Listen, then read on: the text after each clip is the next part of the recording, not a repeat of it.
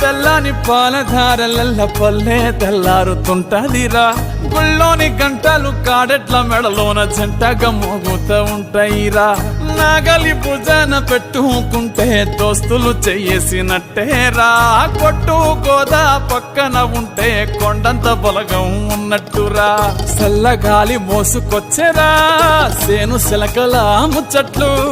దారి పొడుగు చెట్ల కొమ్మలా